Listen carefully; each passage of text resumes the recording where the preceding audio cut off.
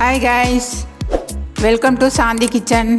இன்றைக்கி சாந்தி கிச்சனில் என்ன செய்ய போகிறேன்னா வெண்டைக்காய் வத்தல் எப்படி செய்யலான்னு பார்க்கலாம் வாங்க. ஈஸியாக செஞ்சிடலாம். வெண்டைக்காய் வத்தல் பண்ணுறதுக்கு நான் ஒரு 10 கிலோ வெண்டைக்காய் வாங்கியிருக்கேன். அதை இப்போ கழுவி எடுத்துக்கிறேன். இந்த வெண்டைக்காய் வத்தல் செய்கிறதுக்கு நல்ல பிஞ்சு வெண்டைக்காவை பார்த்து வாங்கிக்கோங்க. அப்போ தான் வெண்டைக்காய் வத்தல் நல்லாயிருக்கும். இப்போ வெண்டைக்காயில் உள்ள காம்பு பகுதியையும் மொனை பகுதியையும் கட் பண்ணி எடுத்துகிட்டு மற்ற பகுதியெல்லாம் இந்த மாதிரி சின்ன சின்னதாக கட் பண்ணி எடுத்துக்கோங்க. இதே அளவுக்கு எல்லா வெண்டைக்காயும் கட் பண்ணி எடுத்துக்கோங்க.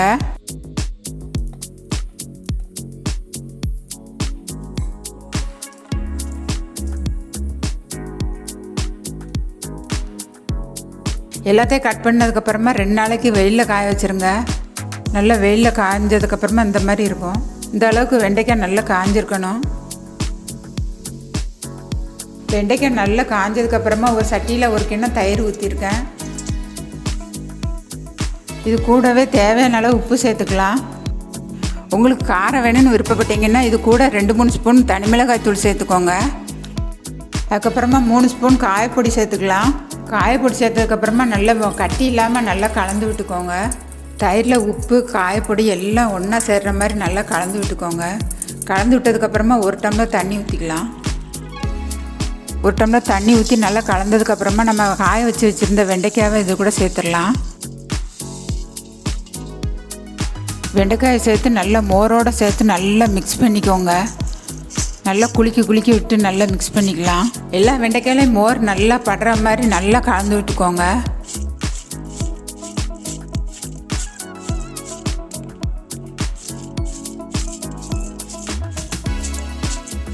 நல்லா கலந்ததுக்கப்புறமா அந்த உப்பு மோரில் வெண்டைக்காய் நல்லா ஊறட்டும். நல்லா 1 மணி நேரம் ஊறினதுக்கப்புறமா அந்த வெண்டைக்காய் எடுத்து நல்லா வெயிலில் காய வச்சிடலாம்.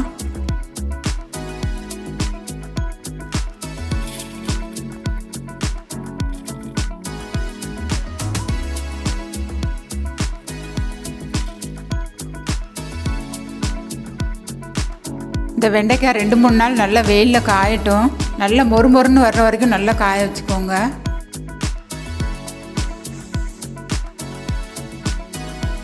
பாருங்கள், வெண்டைக்காய் 2-3 நாள் நல்லா வெயிலில் காய்ஞ்சி நல்லா மொறுன்னு நல்லா காய்ஞ்சிச்சு பாருங்கள். இந்த மாதிரி சலசலன்னு சத்தம் வரணும். அந்த அளவுக்கு வெண்டைக்காய் காய வச்சுக்கோங்க. இப்போ ஸ்டவ் ஆன் பண்ணி அதில் கடாயை வச்சு பொரிக்க தேவையான எண்ணெய் ஊற்றிக்கோங்க. எண்ணெய் சூடானோடனே நம்ம காய வச்ச வெண்டைக்காயிலேருந்து கொஞ்சமாக எடுத்து பொரிச்சிக்கலாம். இந்த அளவுக்கு நல்லா சிவந்து வர வரைக்கும் வறுத்துக்கோங்க. இந்த அளவுக்கு நல்லா சிவந்ததுக்கப்புறமா எண்ணெயிலேருந்து எடுத்துருங்க. அவ்வளோதாங்க, வெண்டைக்காய் வத்தல் சூப்பராக ரெடி ஆகிடுச்சு பாருங்கள். இதே மாதிரி நீங்கள் நிறைய செஞ்சு ஏர்டைட் பாக்ஸில் போட்டு வச்சுக்கிட்டிங்கன்னா 1 வருஷம் வரைக்கும் கெடாமல் இருக்கும். நீங்கள் அப்பப்போ தேவைப்படும் போது கொஞ்சமாக எடுத்து பொரிச்சிக்கலாம். இதே மாதிரி நீங்களும் செஞ்சு சாப்பிட்டு பார்த்து எப்படி இருக்குன்னு கமெண்ட்டில் சொல்லுங்கள். இந்த வீடியோ பிடிச்சிருந்தா லைக் பண்ணுங்கள், ஷேர் பண்ணுங்கள், சப்ஸ்கிரைப் பண்ணிடுங்க. கூடவே பெல் பட்டனையும் கிளிக் பண்ணிடுங்க. தேங்க்ஸ் ஃபார் வாட்சிங்.